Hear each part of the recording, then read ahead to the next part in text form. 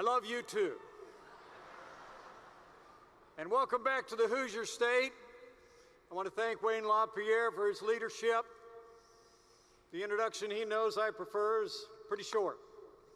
I'm a Christian, a conservative, and a Republican in that order, and it's my honor to welcome the NRA ILA back to Indiana. Thank you all for coming.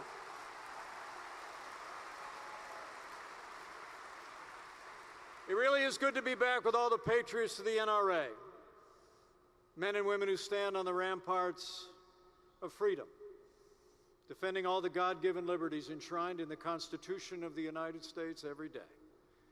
With your support, the Trump-Pence administration championed freedom for 4 remarkable years, and every single day we stood without apology for the Second Amendment right to keep and bear arms.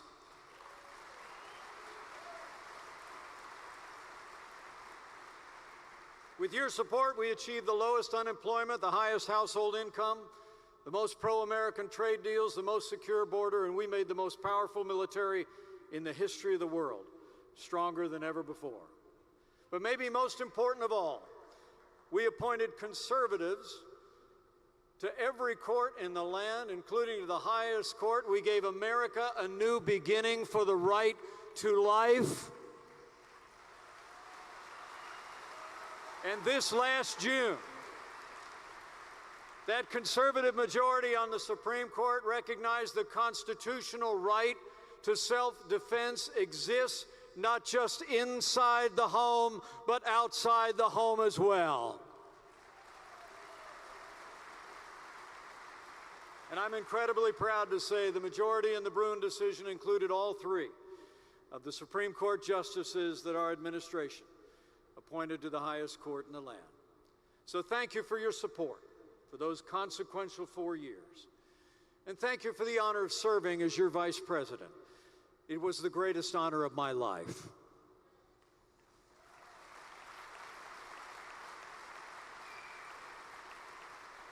You know, my life has changed a lot since the last time I stood at this podium, standing before the NRA. 2 years ago, we moved back here to Indiana, bought 5 acres and a pond. I got a riding mower, John Deere 54-inch deck, 0-turn radius, 25 horsepower. You know, one of the great things about no longer being vice president is you get to drive your own car. One of the bad things is you get to pay for your own gas. And maybe most important at all, that Karen and I they're the proud parents of 3. We actually have become grandparents 3 times over in the last 2 years. Man. We finally figured out the reason we had kids was to have grandkids.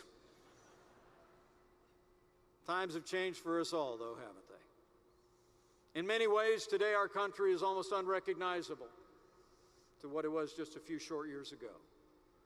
Today our borders are under siege.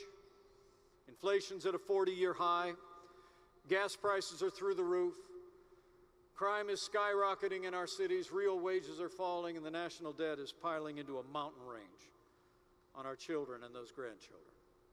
And the confidence and pride that once lifted the American spirit to new heights just a few years ago has been replaced with national fear and uncertainty.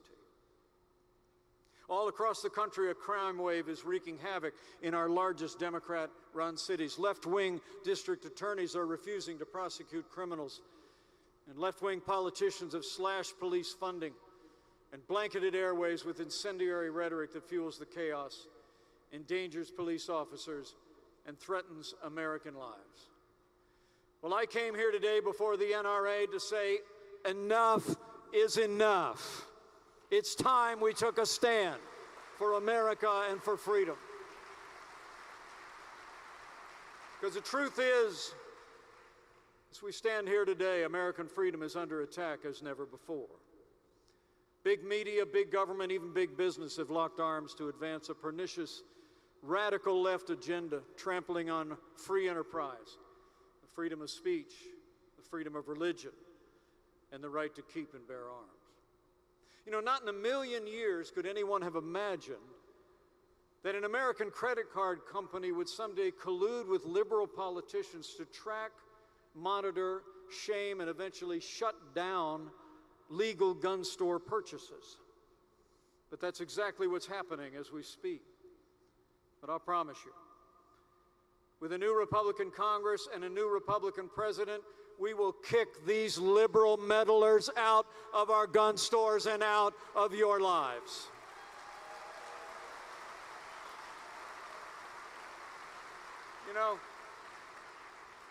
You know, the elites in Washington have never been more out of touch with the values of everyday Americans and never more intent on imposing their agenda on each and every one of us.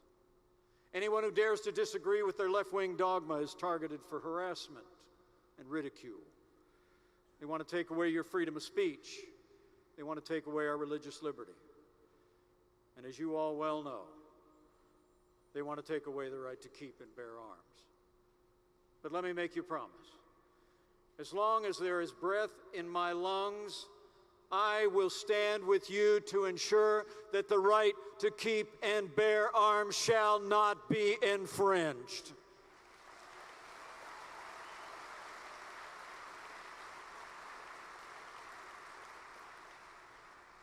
We gather today at this NRA ILA Leadership Forum in a very challenging time in our nation. In the wake of tragic violence that struck here in the heartland in recent days, at a Christian school in Nashville, Tennessee, and at a bank branch in Louisville, Kentucky. The Bible says that we mourn with those who mourn and grieve with those who grieve. And I know I speak with everyone here when I say that our hearts and our prayers are with all the families that suffered loss and injury in these unspeakable attacks.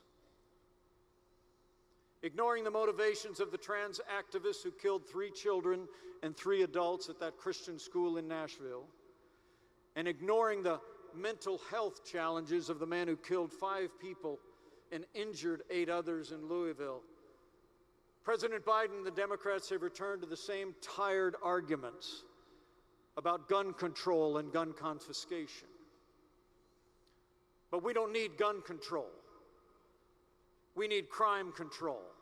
We don't need lectures about the liberties of law-abiding citizens. We need solutions to protect our kids.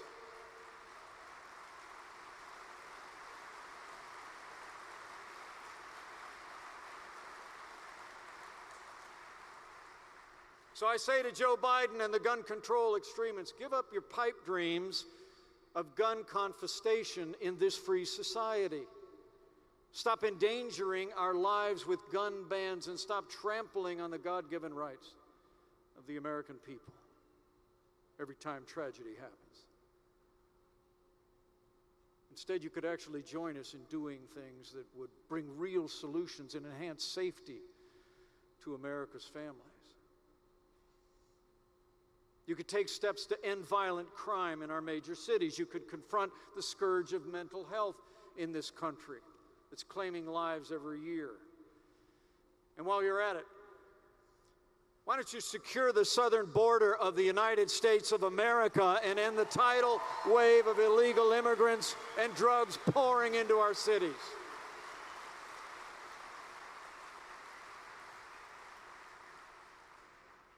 You know, as a grandfather of those 3 little girls, I'm just going to tell you from my heart, I'm tired of it.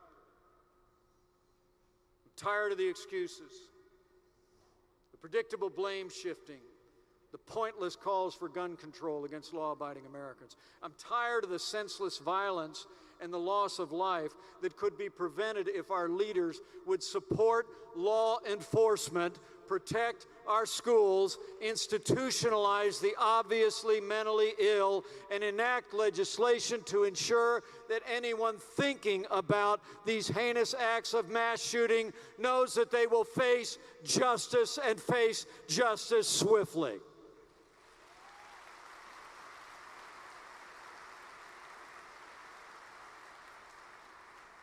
Those are real solutions. And it begins with electing leaders who will stand without apology with the men and women of law enforcement and end the defund the police movement once and for all.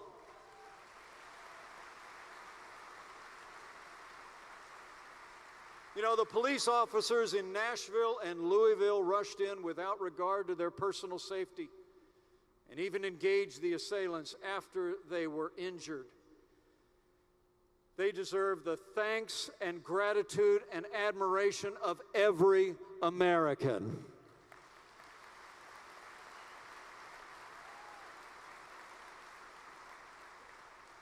So we need to support and back the blue.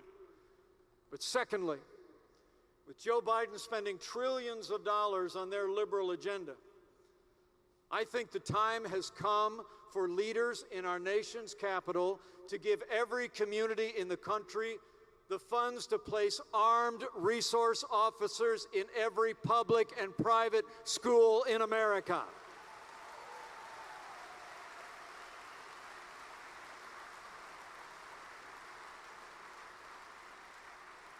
You know, in the wake of the Sandy Hook shooting, right after I was elected governor in 2012, we enacted legislation here in the Hoosier State to do just that. The most prosperous nation in the history of the world can afford to protect our kids. It'll just take leadership to do it.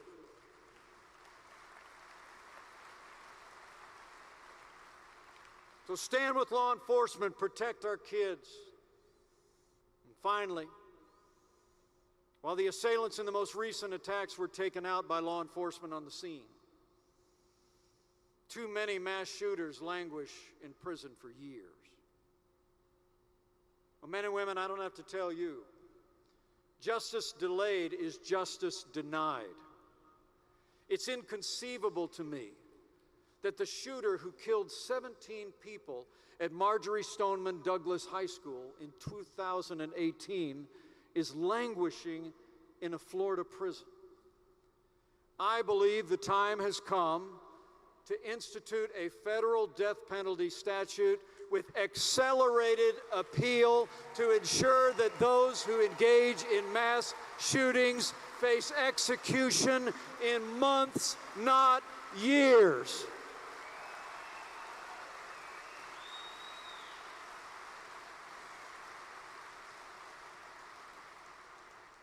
And finally, with so much violence taking place at the hands of those with severe mental illness,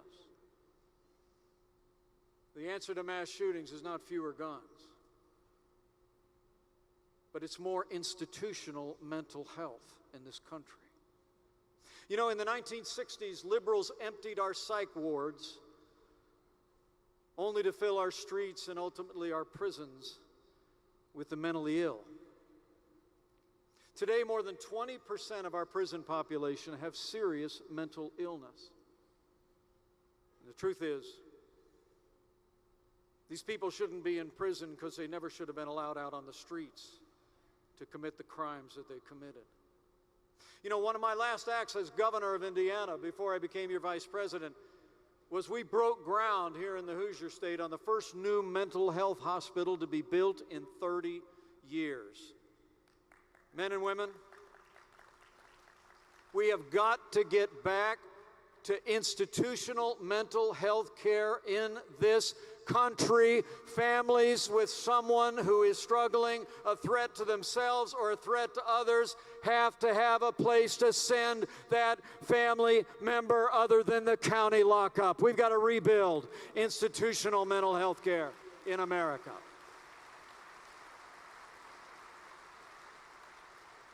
Now, while the other side talks reflexively about gun control, these are real solutions. Backing the blue, protecting our kids, advancing policies that will ensure that justice is swift, and dealing with the dangerous mentally ill with institutional care. But it's going to take new leadership to get these things done. You know, when the government allows rampant crime, or even worse, when it encourages rampant crime by lax prosecutors in our major cities, government's enabling assault not just on the American people, but on liberty itself. I mean, I don't need to tell you. The Constitution of the United States is the greatest charter for freedom in the history of mankind. It's the foundation of who we are. Most prosperous and free nation the world has ever known.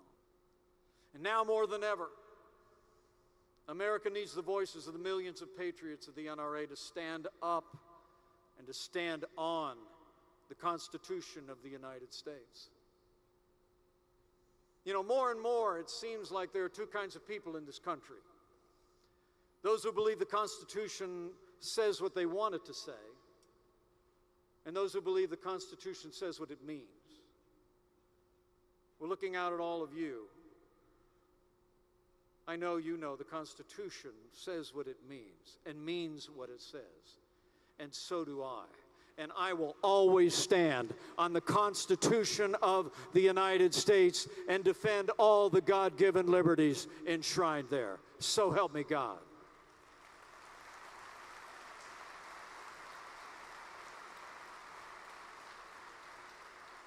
People aren't always going to understand when you make that stand.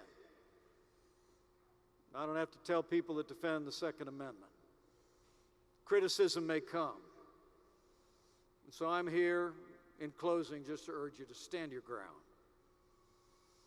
In these challenging times, we need freedom-loving Americans everywhere. Stand your ground on the foundation of the Constitution of the United States. Stand your ground by continuing to educate this rising generation about the foundation of our freedom. Stand your ground by electing men and women at every level of government who believe in and will support and defend the principles enshrined in our nation's charter. And as you stand your ground in these troubled times for our nation, if you're inclined to bow the head and bend the knee, I encourage you to do that too. You know, this country's in a lot of trouble. We need healing in America. We need to bring our nation together around our highest ideals. So as you go forth from this city and return to your homes, I encourage you to remember those ancient words, that if his people who are called by his name will humble themselves and pray and turn, he'll do like he's always done in the long and storied history of this country. He'll hear from heaven, and he'll heal this land, this one nation under God, indivisible, with liberty and justice for all. Thank you. Thank you for the honor of serving. Thank you for being here in the Hoosier State, and thank you for your strong and unwavering stand for freedom. God bless you all.